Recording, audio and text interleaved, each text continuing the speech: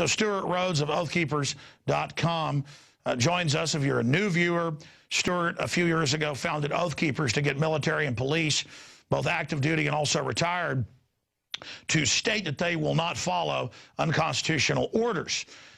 Because when Stewart was at Yale, he won a big award for his paper there on the enemy combatant designation for the American people. People said, oh, that'll never happen. Now it's law. They can secretly disappear us. So everything we've warned you about is now manifesting. So now we're going to tell you what the next enemy operation affecting the battle space is going to be and how we need to counter that, because there is a silver lining in every dark storm cloud. Now it's out in the open. But again, they would not risk uncloaking and going from being submerged to the surface unless they were about to roll out on every front. And I don't think I know that this attack, this rollout against the American people will be accompanied by false flags, whether it's more fast and furious operations or more attacks on federal buildings by the globalists to be blamed on the American movement. We're going to be discussing all of that. Okay, Stewart, you heard me kind of talk about some of the issues I want to get into. We'll get into any other tidbits that you think are important. But first off, why are they so naked now? What does this signify? And then we'll get into the task force saying they're going to back Feinstein. She controls the Rules Committee coming in with this legislation. They're going to attempt a physical hand-in that's in the bill. And we're not seeing even a lot of concern from the Republicans. Again, that's another signpost that we're going into DEFCON 1 here. Yeah, I agree completely. And it's two big factors that are doing this. One is that these are things they've always wanted for many decades. As you said, Feinstein herself has stated, as far back as 15, 16 years ago, that if she could, she'd take all the guns. And so what they've done is they've waited, just like the neocons waited for 9/11 to hit and used that as their excuse for propelling the American people into their foreign policy preferences. This is much the same way. They waited for the right crisis, and they're not letting this crisis go to waste. This is what they've been waiting for to trigger and use what they've had waiting in the wings. Feinstein said it on her own website. She's been working on this bill now for over a year. It has nothing to do with the kids killed at Newtown. It has everything to do with just her desire to disarm the American people, and now she feels she has her Second Amendment Reichstag fire that she can use to do it with. And we knew this was going to be coming. This is why back in 2009, when we first started Oath Keepers, our Declaration of 10 Orders begins with, number one, we will not obey any orders to disarm the American people. And we say there in particular, we oppose a renewal of the misnamed assault weapons ban, or the enactment of H.R. 45, which would register and track gun owners like convicted pedophiles. This is back in 2009. And this is exactly what this bill does. Feinstein wants to do a complete assault on the Second Amendment and to track you like a registered sex offender, like a convicted pedophile. This is what she wants to do. And so we knew this was coming, and we knew she was waiting for the right pretext, and now here it is. The other factor, though, I believe, is they're running out of time.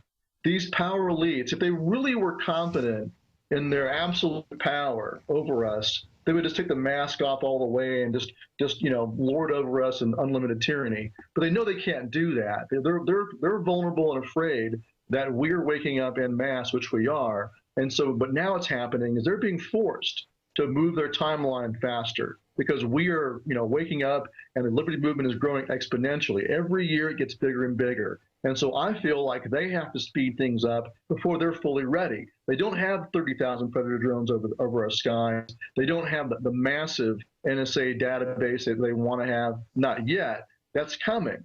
But they're not quite there yet. But in some ways, they're being forced to speed up the timeline. And I think that's good. Let's get it over with now. Well, Stewart, you're not putting a good face on this just to cheer people up. I mean, it's the best of times, worst of times. You're right.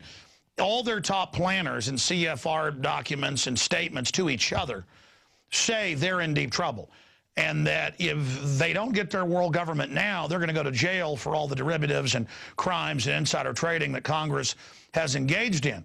So the good news is we're in the fight. The bad news is this is a cornered, dangerous, vicious authoritarian enemy, and they have nothing to lose.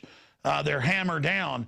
But I hope everyone out there watching understands that they are the resistance. They are the hope. They better pray to God and ask God to lead, guide them, and direct them and give them provision, because this is history happening. This isn't a game. These aren't just boss hog, corrupt people we're dealing with. These are would-be total slave masters. They've gutted the Bill of Rights and Constitution. They've gutted our economy. They're gutting the dollar. They're bringing in Agenda 21 in their own statements that is a government designed to impoverish you. And it was Oliver Wendell Holmes that said, well, you know, taxes are to ensure that we have a civilization. Well, what about when the civilization is designed around predatory destruction of real civilization? I mean, this is a very sick group we're dealing with, and they are moving ahead, putting on their afterburners because they're in trouble. They've ordered the 30,000 armed drones in the skies. That'll take 5 years to roll out. Their own words, Washington Post. They've ordered and now have the 1.6 billion bullets, the armored vehicles. But they're trying to train the police and military that we're the enemy, we're the terrorist. And because of Ron Paul's work and my work over 17 years and Bob Fletcher's work warning people 20 years ago and hundreds of other prominent people getting laughed at first, people are going, wait a minute, I heard all this. I was warned about this. And especially you the last 4 or 5 years with Oath Keepers warning people, wait a minute. It's real. So it's important. How about you speak directly to the globalists? Because I know they're watching. And some of them are a little bit more sensible and aren't true psychopaths. They're just corrupt. I mean, it's important to talk to the enemy occasionally. I'd like to hear your views to them, because I know this information gets translated over. A lot of the globalists and their minions actually watch. Are there courses for them to back off? Is there a third way for them to segue out on this? And what are the dangers to them if they try to go ahead and ram this through? Because they're operating according to a blueprint as if they haven't been revealed and exposed. As they continue to accelerate this program, don't they only confirm everything we've said? No, absolutely. But here's the message for them is they should just leave the country. Because if they try to do this, and I know they won't, and they have the same kind of hubris and arrogance that Parliament and the King had back in time of our founding fathers. They believed that the Americans would not fight. And I believe these elitists like Feinstein and her handlers, even higher above her, believe the same thing. They think the American people will not fight. They believe they can just do the same thing here that was done in Britain or was done in Australia. But it's not going to be the same way. There are millions of Americans who own firearms, for example, this on this one issue alone, who will not turn them in and they will not register as sex offenders. They're just not going to do it. And there's millions of veterans out there who are mentally prepared and spiritually prepared to fight. I talk to them all across the country. So I can tell you right now it's not going to go down that way. There's going to be a fight. Now, they might still think, well, there'll be a fight, but we'll be able to crush this small resistance. I think it's going to be a lot bigger and a lot more pervasive than they think. It's going to be everywhere. It's going to be within the ranks of the current serving military and police, within their own government. So, and also among the veterans, it's going to be widespread across the country. And I don't think they understand that. I think it's very much like what happened in 1775. They're going to be very surprised at the reaction. You know, they got their butts handed to them all the way back to Boston back then, when the entire countryside rose up. Not just a few guys, not just a small organized coalition around, you know, Captain Parker. It was the whole countryside rose up, all across New England, and they chased them all the way back to Boston and then laid siege to Boston. That's right, except for one problem. I predict, because they did it with Oklahoma City, we know, you know, the name of the feds that planted the bombs. It's all covered in A Noble Lie, the film. We've interviewed the police officers that were threatened by them and, you know, everything else. They're going to attack daycare centers and kill small children and blame it on the Patriot movement. That's why it's essential to expose false flags now, to psychologically free people and inoculate them to the fact that obviously no patriots are going to target children. And that's why it's important to understand we're not going to offensively attack. But clearly, just like in 1775 at Lexington and Concord, they're going to come and try to pick cases of patriots that they think have a weird background to demonize the entire movement. They're going to psychologically try to frame this. And so we need to just continue to pound that out, the scenarios, and that when they stage these terror attacks to blame us, we need to have liberty operatives who are already everywhere. And we've already seen this with the underwear bomber and other cases. Our people are already there watching and are going to expose them. And so, you know, the problem is that they're more sophisticated than King George III. How do we deal with that psyop? How do we deal with it when they blow up a police station, Stewart, and blame us? Well, as you just said, you've got people already are inoculated against this. I would say that within the ranks of the Patriot movement, among the Ron Paul supporters, and even beyond them, people already see what's going on. They see the very Machiavellian manipulation of this shooting. And so it's much easier now to reach them with the and also there's a history of false flag, starting with the Reichstag fire from the Nazis. They did it themselves. And so I think most gun owners in this country, at least ones that are awake and aware, understand that that's a possibility and probably a likelihood. And so they're watching for it. So I think it's already a great deal of inoculation. What we have on our side is the internet, something they did not have back then. So we have the free flow of exchange of information, which is exactly why they're running out of time.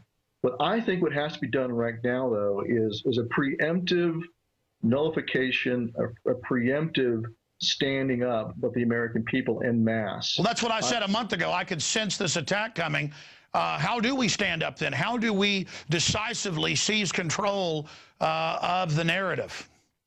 Well, I think the first thing to do is that, you know, we do not want to wait until after it's passed and then be reactive. We need to stand up right now and say that I don't care what the details are for a bill. It's not to her to dictate what features I can have in my rifle or not.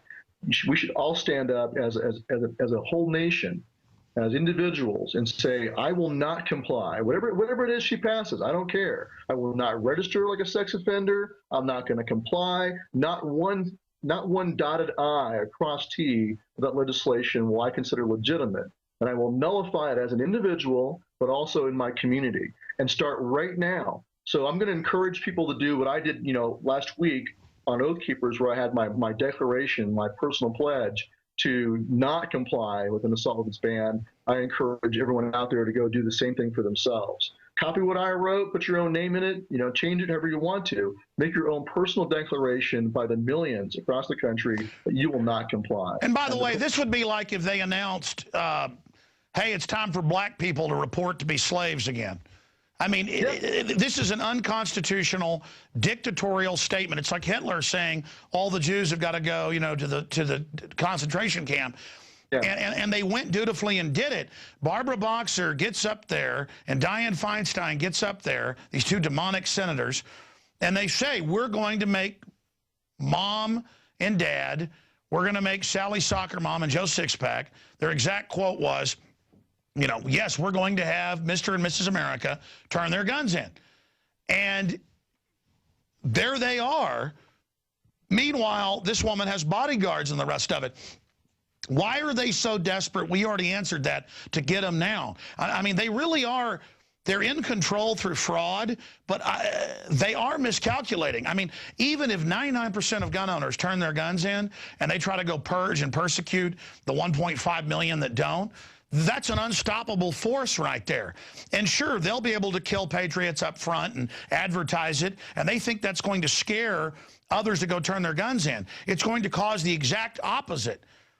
And here's what has to happen, though, as you just alluded to, people need to draw the line at going down and registering themselves in the first place. If you are willing to go down to a police station, be fingerprinted and photographed like a sex offender and tracked, at that moment, you have given up your liberty. It doesn't matter if you get to go home with your rifle for now until you die, and then it gets turned into the government. That's not the point. At the moment you walked in there and allowed yourself to be treated like a slave is when you accepted your servitude. And by the way, Stewart, as you know, they already have the NICS background, and before that, the 5-day waiting period and all that. Yeah, they already have the guns. They already know. They already know how many guns you bought. This, as you said, is an act of submission. Like I said last year when the ATF told 4 Western states, you've got to report to us once somebody buys 2 or more guns, they were already getting it reported to them. It's just that with outside law, outside Congress, getting gun shops to comply, just like TSA sticking their hands down our pants. But listen, I want you to expand on that, but I've got to make this point. You're a constitutional lawyer, but the New York Times, guys, type in... this headline, a tougher assault weapons ban, NewYorkTimes.com, it'll come up. This article breaks down her new bill on her site. Her site says, with a summary of the bill, that, well, you'll go to the ATF with fingerprinting and background, and we'll have a forced buyback as well. It actually has a provision in there to just say turn the guns in, and Como and her have both said they're going to go for that. So this is even worse than what people are saying. This isn't just go register as a sex offender because you own a gun and the newspaper publishes your name and oh, the shame. Just outrageous. Yeah, there it is, a tougher assault weapons ban. If you go down in the article, they read the article, they confirm in there that, yes, it has a gun buyback provision.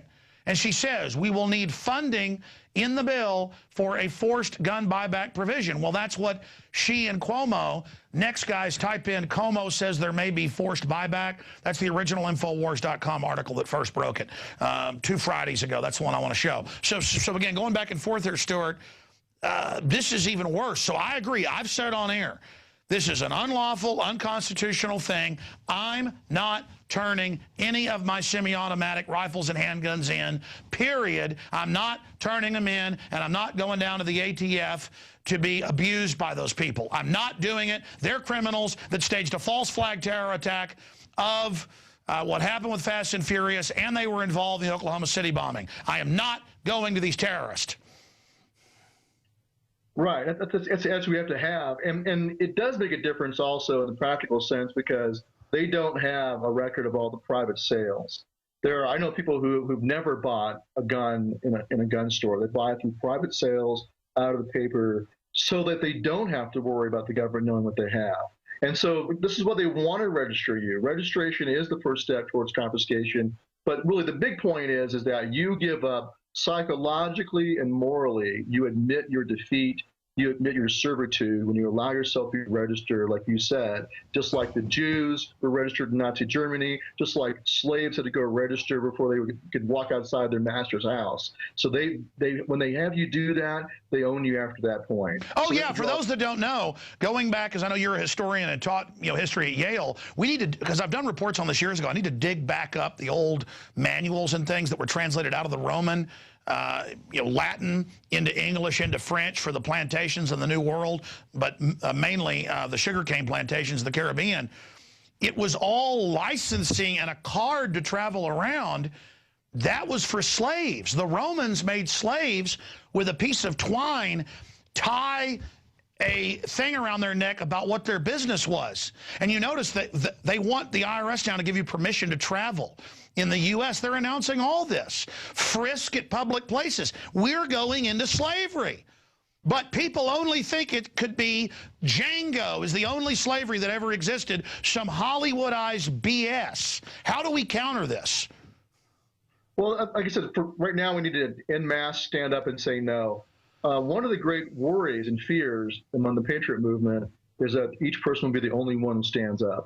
And this is what Solzhenitsyn pointed out in his Gulag Archipelago, is that they all paled in terror, atomized, as individuals waiting for the knock at the door, when they should have reacted by setting up ambushes. They should have coordinated. They should have said, here's the line, but nothing to lose. So what we should do is preemptorily make a declaration. We will not comply. We will resist. And the more of us that do that, that way we all know we are not alone. We are shoulder to shoulder. We are united. And we have each other's backs. And then the police need to stand up. Good police officers right now must speak out. They must pledge. They must sign a public declaration that they will not do this. And if they want to fire them all, then that's fine. Then we'll know that all the rest that are still there are traitors. So we have to get the police to stand up and declare they will not do this, and the military also. And I believe if you have enough people do that, that will keep us from feeling like we are alone. I don't know if it'll make the bad guys back off. Who knows? Maybe they will, maybe they won't. But regardless, we should do it so that we are solid, so we know we're not going to go down the road of Nazi Germany. We're not going to go down the road of Stalinist Russia. It will be more like 1775 America. That's an important thing for us to get straight in our heads. Well, what the establishment needs to realize is when they're around all these yuppies and all these soft people that don't stand for anything, and they're all around their yes men and their big towering high-rises, they need to understand they've turned the general public, by and large, into mindless jellyfish. But there's still tens of millions of people who have tried everything they can peacefully to not be slaves and who are not going to go along with this.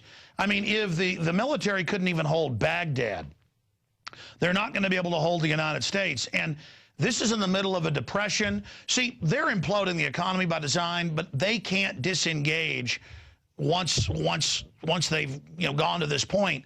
And that's what's so scary about this is that I know history, you know history, I know the mind of the people, I know it's not going to go well, and I'll be honest, I have a horror for the average foolish cop who's going to be sent out to try to stop people at checkpoints and run backgrounds and stuff. Because, yeah, people will be picked up and arrested in the first few waves, but after that, the general public is not going to sit around and wait. And they have billed... I saw this 5 years ago during the start of the campaign, the last election, before this one, where they billed him as Obama as the new Lincoln, and all these movies, like 7 or 8 of them, where Lincoln crushes the states' rights movement. And if you are against the federal government, you're a racist. And now they openly have articles every day saying, yeah, we're going to take the gun owners' guns, and if they fight back, they're going to be terrorists. And Obama will just shut off the internet with a kill switch, and he'll arrest the newspaper editors. And the new Steven Spielberg movie glorifies all this. And they're on the site saying, become the new Lincoln. I mean, I have articles here where they have Reuters calling for him to be a dictator and to use executive orders to go after people. I mean, this is so over the top.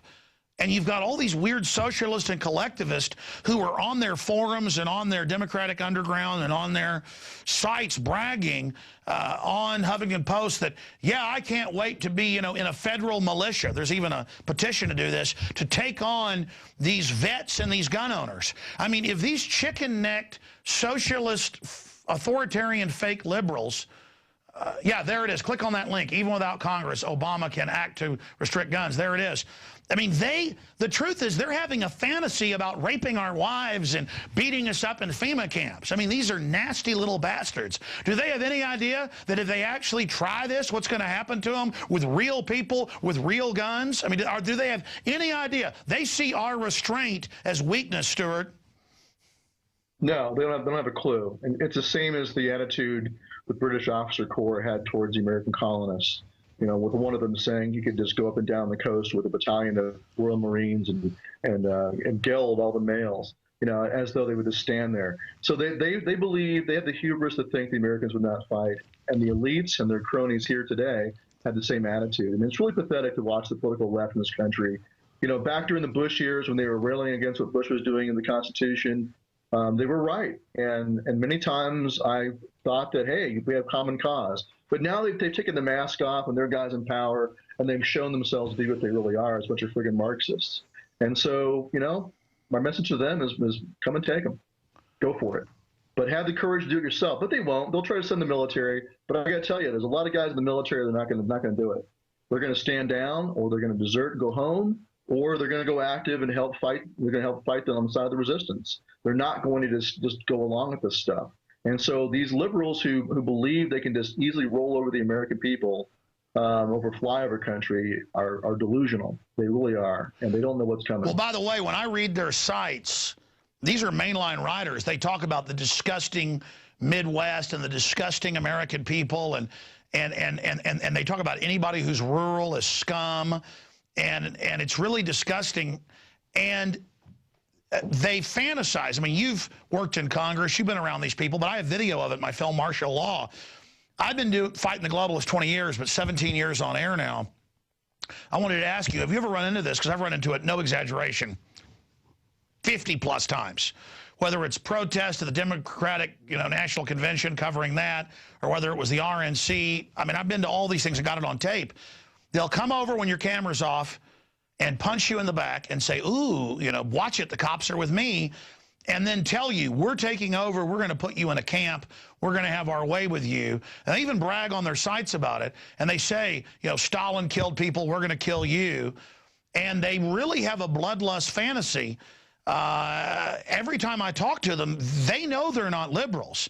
These really are like a group of pirates or a gang who see themselves as having positions of power within this takeover. But like Hitler's brown shirts or any other authoritarian takeover, they are actually the first people to be eliminated once the takeover happens. And because the true controllers understand these are scum who know where all the bodies are buried. But have you run into this where they talk about how much they disdain you and how they can't wait to get your guns and how they can't wait because they fantasize and say, you'll never defeat the military, it's ours. We're going to come to your house with the military and kill you. You see it all. I mean, have you seen it like I've seen it? Oh, yeah, absolutely. Yeah, I mean, back when we first started Oath Keepers, there were people on daily coasts bragging about how when they unleash airstrikes and artillery on our homes, on our women and children's heads, on our wives and children's heads, that we'll give up. And so this is the attitude they have. It is very bloodthirsty. It's very much the same kind of mindset that you saw during the Civil War. Many of the people in the North looked on the Southerners as being, worthy of being mass, exterminated. So this is the attitude we saw in Nazi Germany and Stalinist Russia. So definitely there. But the thing is that they think that the military is just going to be mindless robots and go along. And I got news for them. I've talked to guys who are platoon commanders, and their entire friggin' platoon understands what's going on and have already had discussions about what they're going to do when the government goes rogue.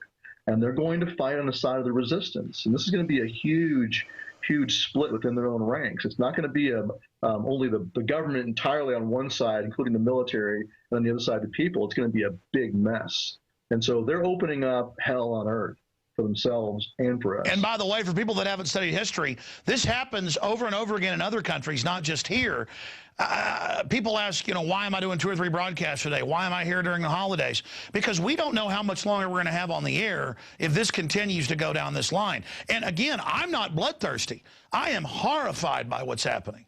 It is so horrible that we've let the criminals go so far that now they think they can do anything.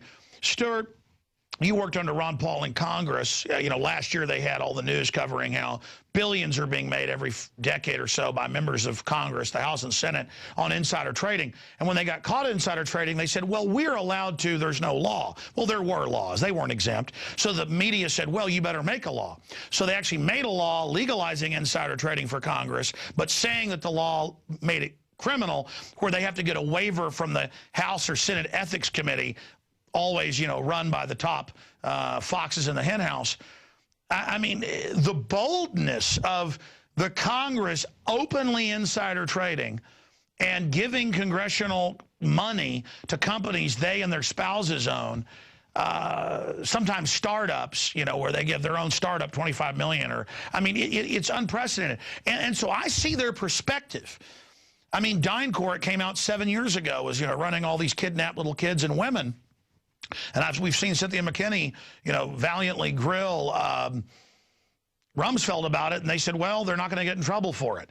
So you've been there in Congress. It's obviously getting worse, but how many good people are there? Because it seems like even the good people are naive about how bad it is. I don't blame them. I mean, if the people running the government get to kidnap American kids and fly them overseas for snuff films, and they insider trade publicly, I guess they think they can have a civil war against us and win, but they don't get it. It's the physical act of taking the gun, the physical act of raising taxes to where they bankrupt you. That's what people feel, and it's the going one step too far by saying they're going to declare war on gun owners and publish our names in the newspaper and SWAT team us.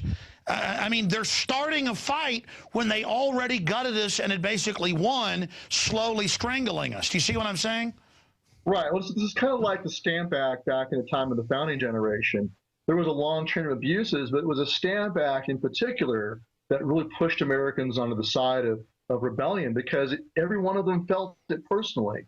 They all used, they paid bills, they sent letters, anything to do with paper had to have a stamp on it and a tax paid. And so each person felt it personally and was reminded of the humiliation and the subjugation of unconstitutional action by the parliament. This is much the same. You can have the NDAA, which in theory allows the president to grab anybody, but it doesn't affect your daily life. Life goes on. You can have the Patriot Act, same way. Or the NSA spying on you. But you don't feel it personally. This is very personal. Every gun owner who owns an AR-15 has to go down and register like a sex offender. And they know that that weapon will not be passed on to their children, that their culture will die with them. The message is that your children now belong to us, and your culture will die with you, you slave. Come down and get registered, slave. And that's the thing that's going to be different about this. It will impact millions of Americans directly about something that they care about in a very personal way.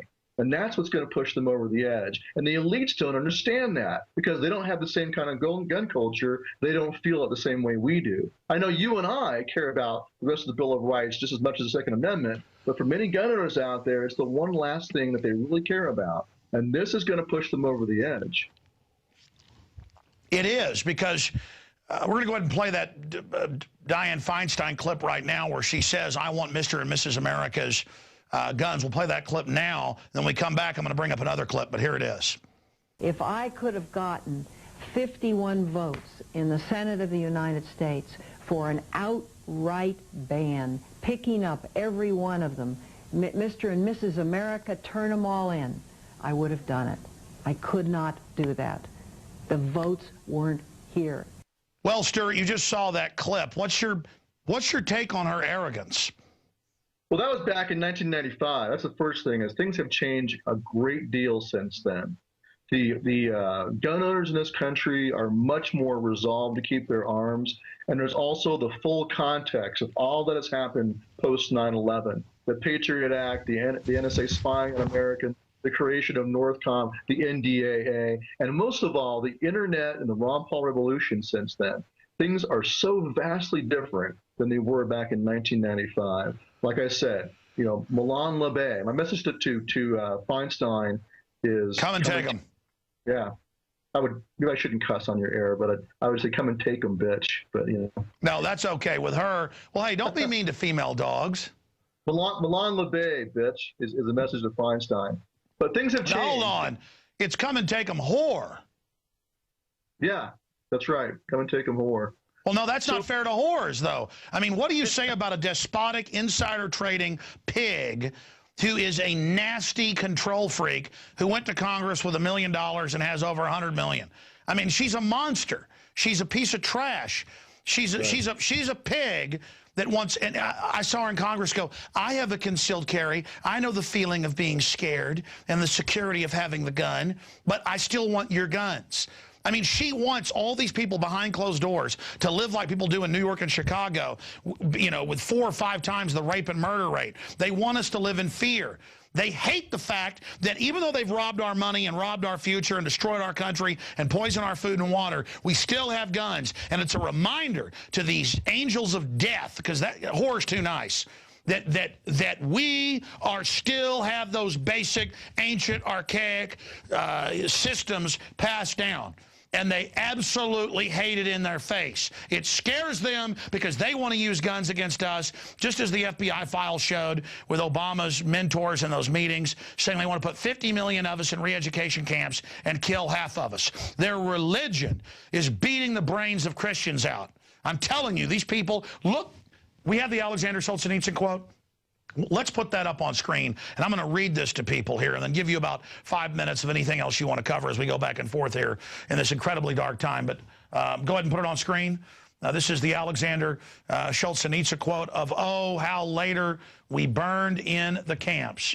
And oh, how we burned in the camps later, thinking, what would things have been like if every security operative, when he went out at night to make an arrest, had been uncertain whether he would return alive and had to say goodbye to his family, or if during periods of the mass arrest, as for example in Leningrad, when they arrested a quarter of the entire city, people had not simply sat there in their lairs, paling and palling with terror at every bang on the downstairs door or at every step on the staircase, but had understood they had nothing left to lose and had boldly set up in the downstairs hall an ambush of half a dozen people with axes, hammers, pokers, or whatever else they had. Yeah, that's the point. They didn't have guns in Russia, but they had hammers. Folks, you get all the guns you want. The organs, that means the police state, would very quickly have suffered a shortage of officers and transport, and notwithstanding all of Stalin's thirst, the cursed machine would have gone and ground to a halt. If we didn't love freedom enough, and even more, we had no awareness of the real situation.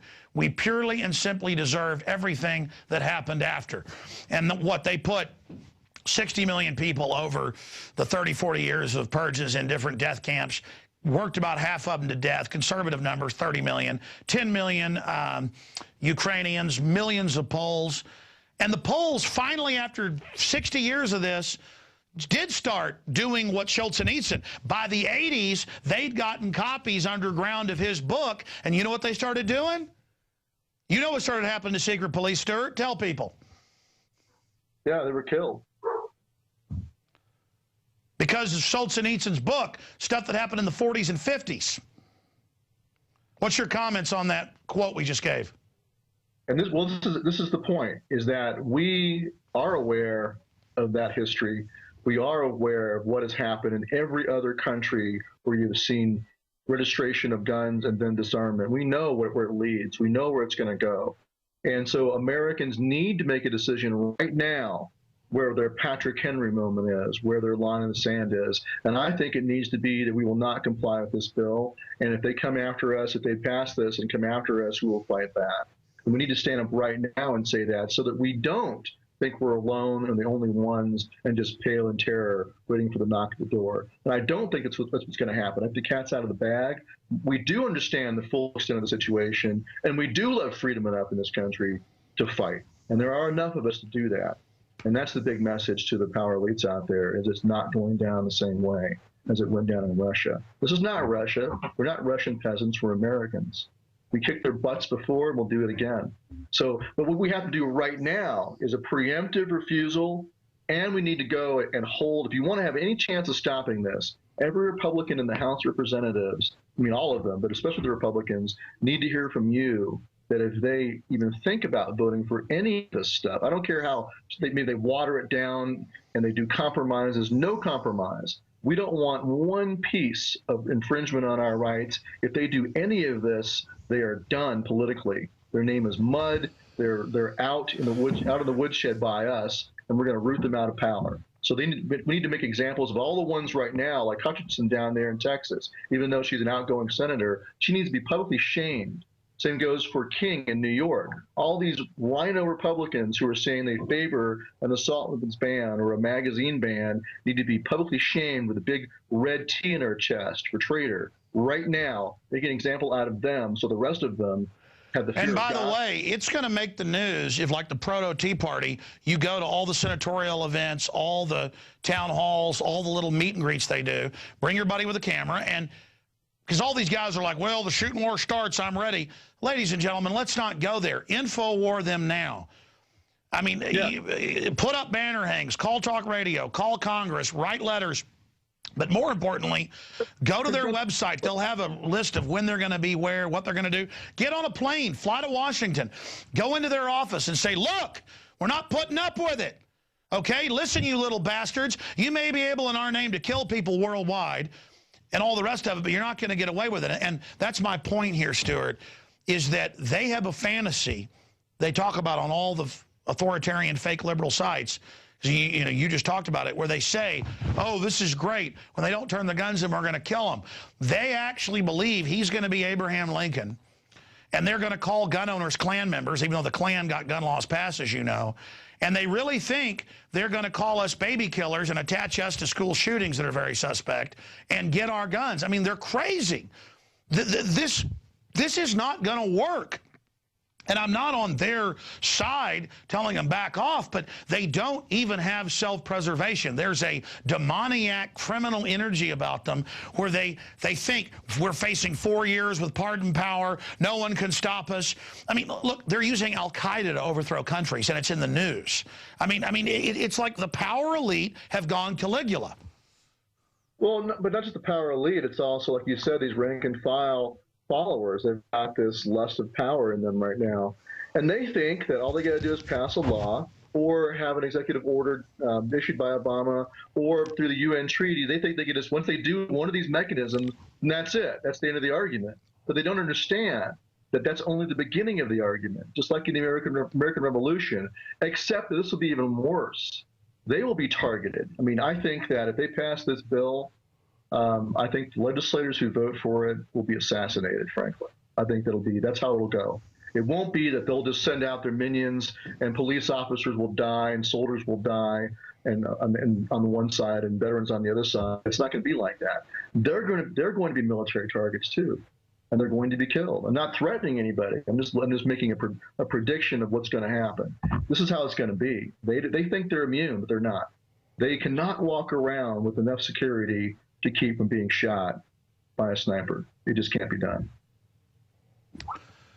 Well, I mean, they couldn't even secure Baghdad. I mean, they really think they're going to do this in America. Not everybody's not going to buy their propaganda, Stewart. No, there are millions of Americans right now. As I said in my speech down at Fall Fest in Florida, I said, look, once you've had your eyes opened up and you're part of the freedom movement, that's it. You're lost to the elites from there on out. Their propaganda does not work any longer. Their spin and their manipulations just don't work. They do not work on millions of Americans and never will. The only way they can deal with us is to kill us. That's it. But by the way, Brzezinski in his new book says that. He says 20 years ago, you can find the exact quote online. I bought the stinking book. He has like 5 big crises facing the elite. I forget the exact name. It's at home. I scanned through it. I didn't really read the whole thing. But he goes, one of the major threats in his little voice is, he says, one of the major threats we face is that, you know, they're going to come after us, and it is a great danger. I mean, they do understand it. You know, the real kingpins are all running off to Europe and running off to armored redoubts, while their little paid pimps are going to stay behind during all this. And I just can't. You know what, Stewart? I think they know there's going to be a fight. I think they're willing now in their frenzy to be in danger to really go after America. I mean, I think at certain levels they know. Well, sure, at the very top. But I'm talking about all the little mid-level useful idiots like Dianne Feinstein and all the cheerleaders for her on the web. They don't know. They think that they can just pass. I mean, I went to Yale Law School. I understand the mindset of a lot of these people. They really believe that they can manage to pass a law. They can get a raw control of power politically just for a short time and pass a law. They believe that's it. That's the end of the argument. And they have this total faith in their own ability to game the system. But they're not looking at things accurately. They have no idea that it's only when they start hammering us that people are going to wake up. Right. It's like going into a bear cave and jabbing the bear in the butt with a knife. I mean, the fight has just begun. Well, they look at, it's kind of like what the British thought back at the time of the founding. We had put up with so much. They put up with warrantless searches. They had put up with denial of jury trial. They had put up with impressment of men into the British Navy, which was literal slavery. I mean, where they worked you got 4 hours sleep a day. The Boston Massacre had happened, and still there wasn't a rising up. And so many of the Patriot leaders were becoming discouraged and thought that the people could never be woken up. But in the end, it was their attempt to disarm them that finally galvanized the armed resistance. And then it was like a flood dam opening up. And then it was a huge flood of resistance across all the colonies. Well, isn't that historically, and I mean, you also see it in Africa where they try to disarm a group, there's uprisings, it happens in Asia.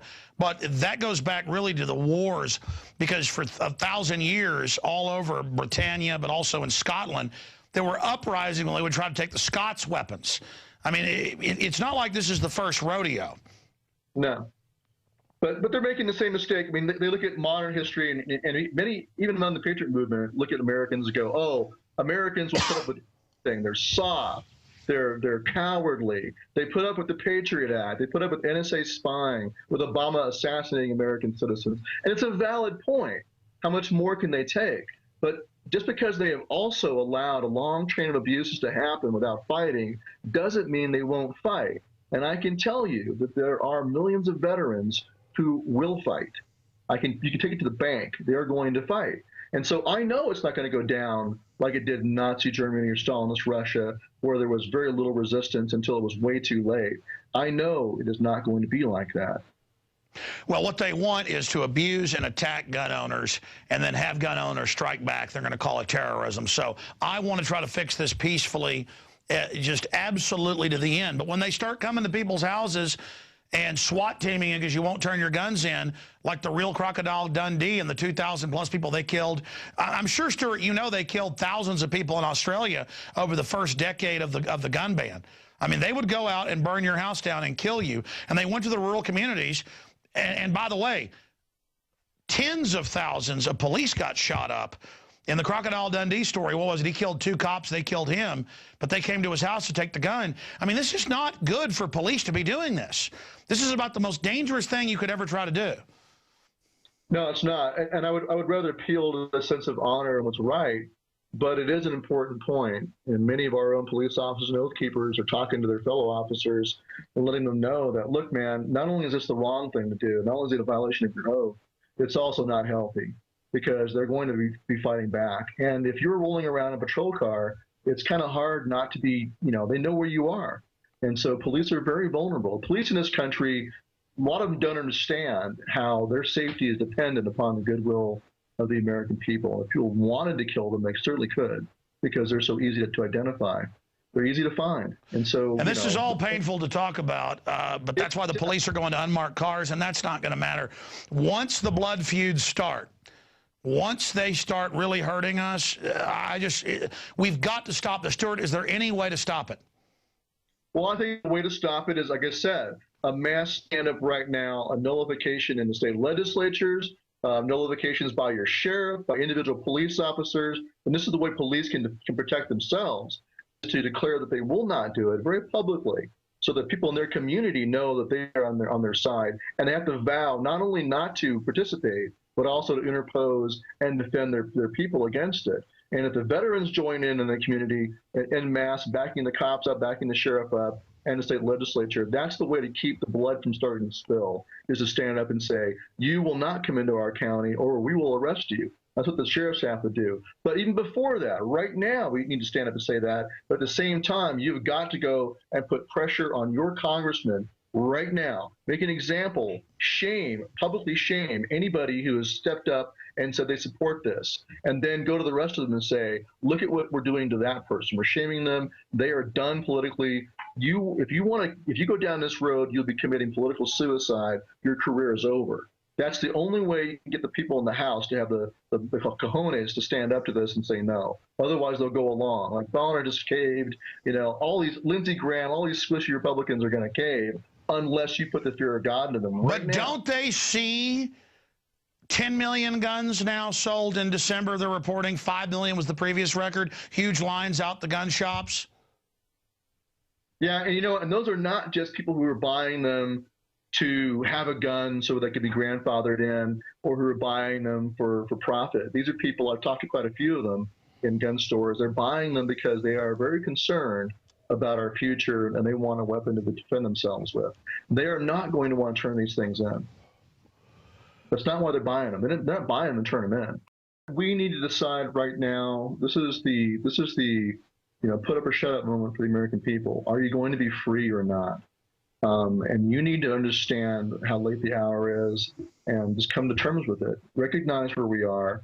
But here's the thing. There can be a peaceful resolution, although the window is slamming shut very quickly. We have one last chance to fix this peacefully, and that is we all stand up as one together and say no, and then put pressure on our representatives in Congress, but also nullify in the states. But even if that doesn't work, even if they still pass this through, we have to decide right now what's more important to us, being free or our own personal survival. I'm willing to die to make sure my children are free.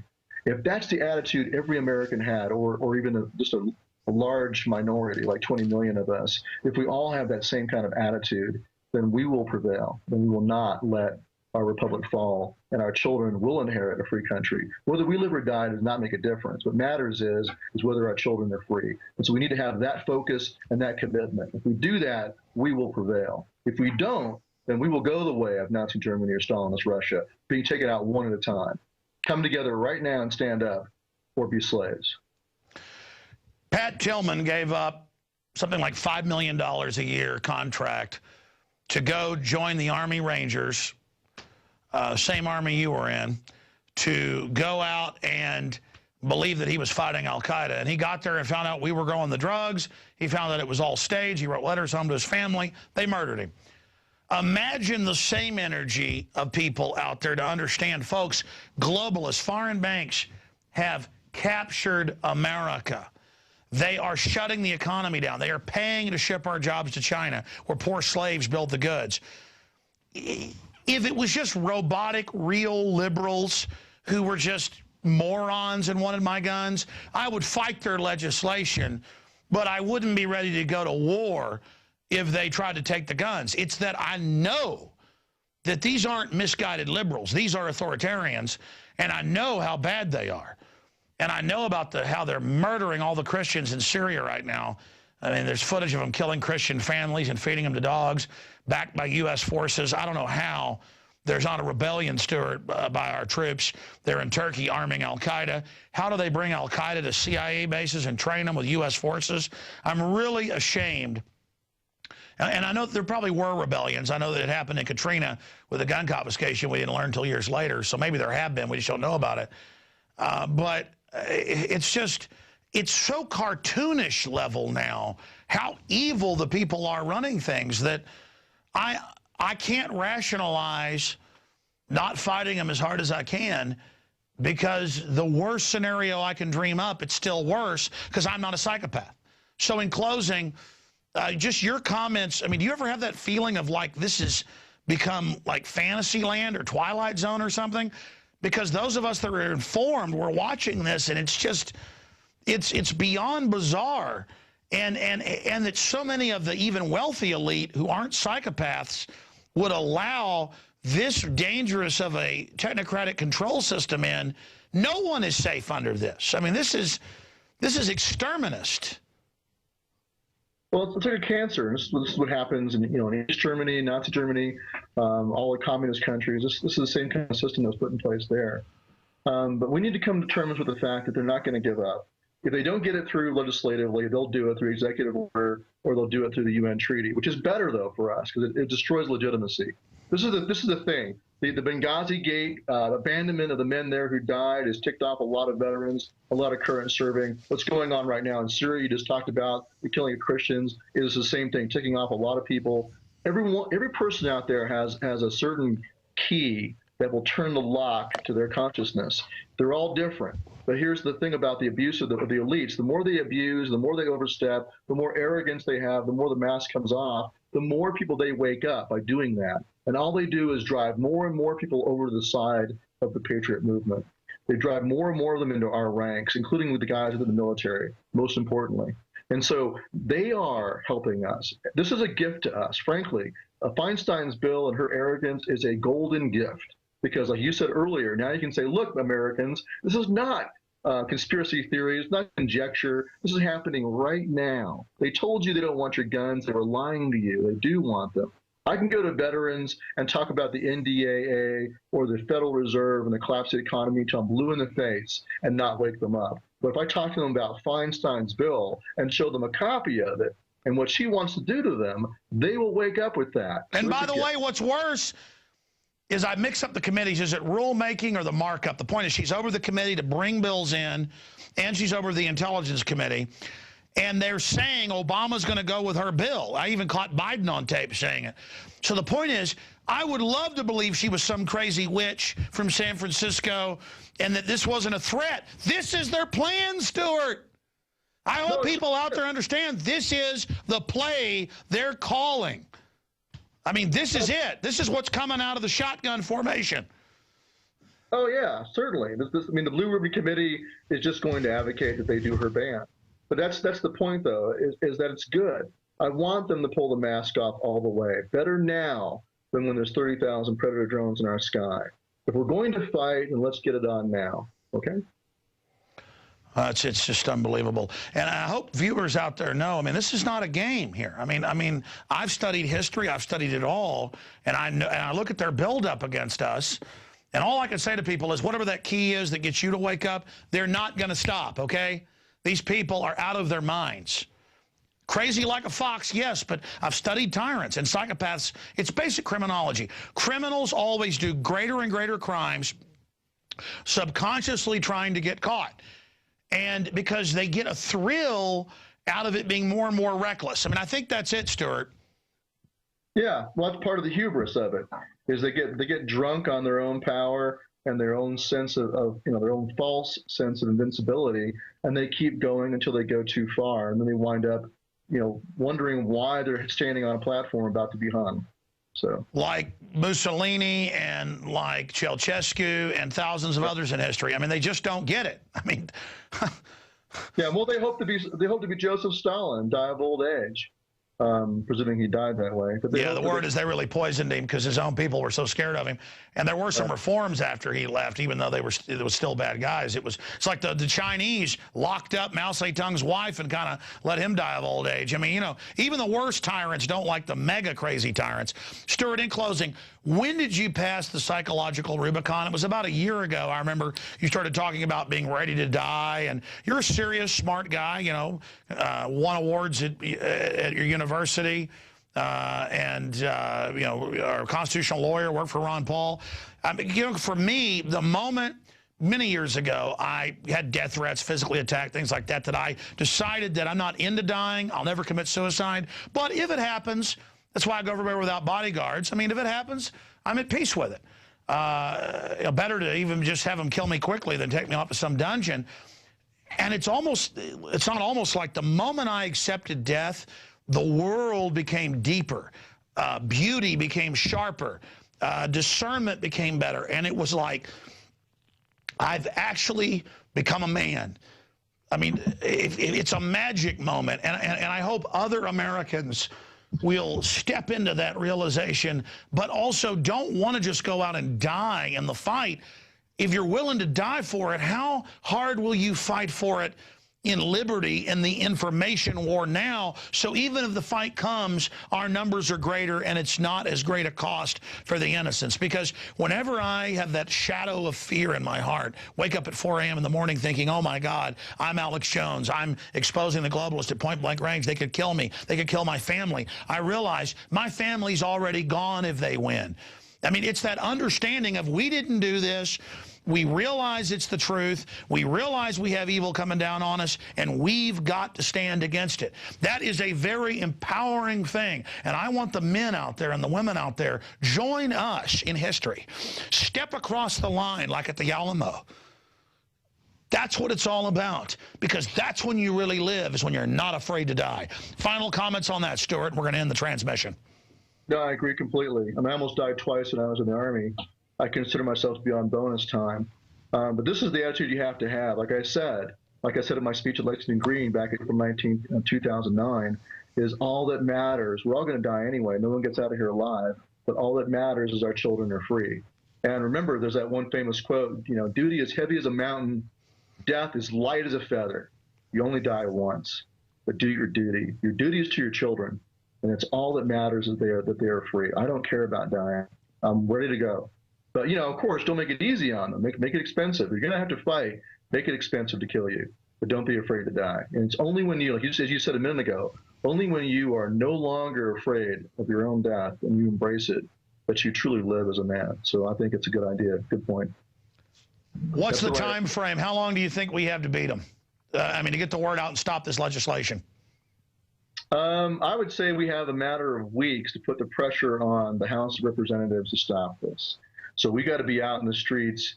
Like I said, focus like a laser on your congressional delegation, your representatives, your senators, and use shaming. We need to do public shaming of those who have already supported it, and then use that as an example to the others. And here's the big point, is you got to get across to them that you will not vote for them ever again. It doesn't make a difference if they're the lesser of two evils. It doesn't make a difference if the Democrat will win. So what? That's why we're where we are now, because that lesser of two evils bunch of nonsense we've all been playing. Don't play it anymore. Make it clear to them you won't. But I worry that they pulled that on Americans so many times, and Americans continue to roll over and vote for them again, that they won't believe it's credible. So you got to make it credible. You got to make them realize this is different. I agree with you, and we've also got to look at the law and sue them for their different crimes, sue them for the different actions, and let them know you're suing them. Even if they beat it in corrupt courts, beat the rap, don't beat the ride. It's time to go after them in every legal and lawful way we can before the shooting war starts.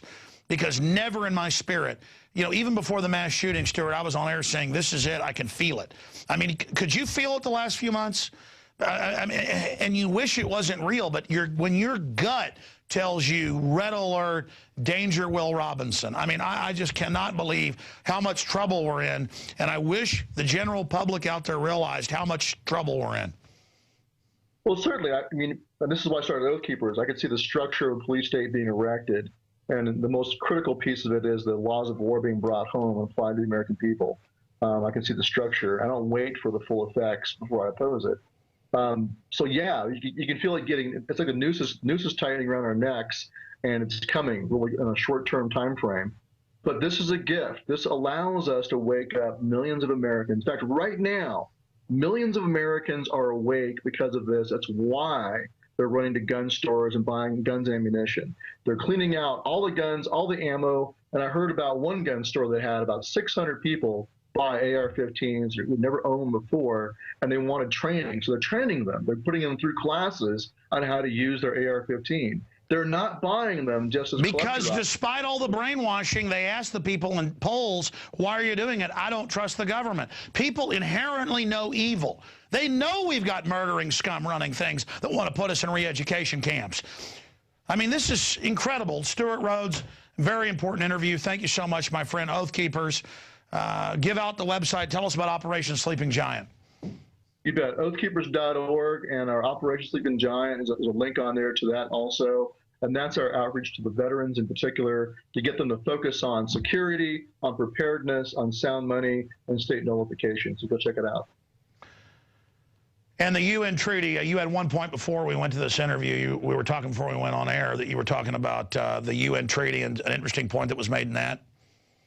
Right. Well, there's an article on Rhodes about that where they talk to UN delegates on condition of anonymity who state that they're hopeful that the Newtown shooting in Connecticut will make it easier for them to pass this new UN treaty. What's really odd about that, though, is that for many, for years now, they've told us that it won't affect the gun rights of Americans, will not affect internal use of guns in the United States. And yet they're now saying that they hope the Newtown shooting will help them get it passed. Doesn't make any sense. And so what that tells me is the NRA is correct when they say it will affect your guns here in the United States. And one last thing about that is in the article, they quote a U.S. official as saying that they will not go along with any treaty that will infringe on the constitutional rights of Americans. Well, a lot of guys will read that and go, oh, that's nice. They're not going to infringe on our rights. Well, just remember, Feinstein is letting you know exactly what they think about your rights. They don't give a right to anything. They think you only can keep guns that they consider to be okay for you to keep for now. So as far as they're concerned, they can ban any gun out there and still not be infringing on your so-called rights, because their view of the Second Amendment is very, very narrow and constrained, that you only have a right to hunt and to own guns that they consider okay for hunting purposes, or maybe self-defense. And that's the standard deal. And then they finally say you can have them at a hunting club where you check them out. CNN's now proposing that. And final point of 20 final points, because we've got to get to this final piece of news here. What do you make of Piers Morgan?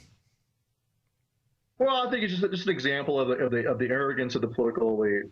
And this is what they're trying to do. And they think it's going to work. They think that if they get on there and Piers Morgan calls Larry Pratt an idiot and a stupid person, that's going to somehow demonize him and marginalize him. All it does is confirm what a jackass Piers Morgan is. And the news media, the mass media out there, as you know, is dying. CNN is dying. All the cable networks are dying because people understand what they are. All they are is mouthpieces of Sauron.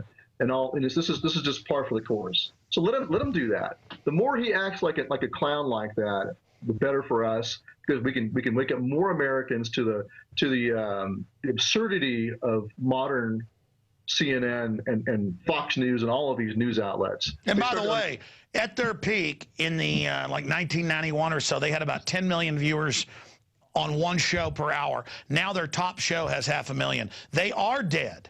And that's why they're going to try to take over an authoritarian move. It is out of panicking, and it is out of fear. And I'm just, God help us, I pray to the police and military. I have no wish for them to be absolutely chewed up by this. I've tried to stop all these wars they've been in and abuse 5, 6, 7 terrors. I've fought against putting the troops on all these drugs. I've tried to support troops at the VA. I am not here in some, lust to have a revolutionary war again. And I just pray to God everybody out there watching gets the word out. Steward Rhodes, thank you so much. Thank you. Why do you want to deport me? Well, we did it as a way to bring attention to the fact that we have all of these foreigners and the Russian government, the official Chinese government. Mao said political power goes out of the barrel of a gun. He killed about 80 million people because he's the only guy that had the guns. So we did it to point out that this is globalism, and the mega banks that control the planet and brag that they've taken over, in Bloomberg, AP, Reuters, you name it, brag that they're going to get our guns as well. They've taken everybody's guns but the Swiss and the American people. And when they get our guns, they can have their world tyranny. While the government buys 1.6 billion bullets, armored vehicles, tanks, helicopters, Predator drones, armed, now in U.S. skies, being used to arrest people in North Dakota. The Second Amendment isn't there for duck hunting. It's there to protect us from tyrannical government and street thugs. Take the women in India. Your piece earlier on CNN I was watching during Anderson Cooper's show didn't tell you that the women of India have signed giant petitions to get firearms because the police can't and won't protect them. The answer is, hey, wait a minute, I have FBI crime statistics that come out a year late, 2011. 20+% crime drop in the last 9 years. Real violent crime, because more guns means less crime. Britain took the guns 15, 16 years ago, tripling of your overall violent crime. True, we have a higher gun violence level, but overall mugging, stabbings, deaths, those men raped that woman in India to death with an iron rod 4 feet long. You can't ban the iron rods. The guns, the iron rods, Pierce, didn't do it. The tyrants did it. Hitler took the guns. Stalin took the guns. Mao took the guns. Fidel Castro took the guns. Hugo Chavez took the guns. And I'm here to tell you, 1776 will commence again if you try to take our firearms. Doesn't matter how many lemmings you get out there on the street begging for them to have their guns taken. We will not relinquish them. Do you understand? And that's why you're going to fail, and the establishment knows no matter how much propaganda, the Republic will rise again when you attempt to take our guns.